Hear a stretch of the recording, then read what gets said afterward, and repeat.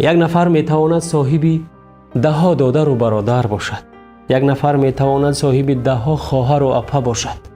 ولی یک نفر نمیتواند صاحبی 2 مادر یا صاحبی 2 پدر باشد.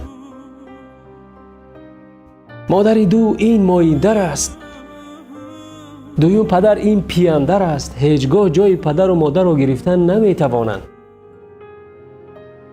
اگر از بهشت عدن اگر مهربان ترین مادر دنیا را بیاورند که تو را مادری کند، به تو مادری کردن نمیتواند.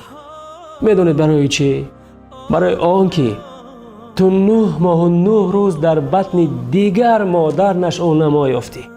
تو خوب هستی، بد هستی، سرد هستی، گرم هستی، برای مادرت قبولی، ولی برای دیگر نفرها قبول بودن نمیتوانی.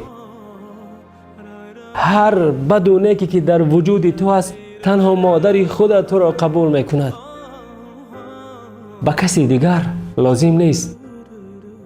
تو هم برای دیگر مادران پسری کردن نمیتوانی. این دلیل بی بحث است. این دلیل مفت نیست.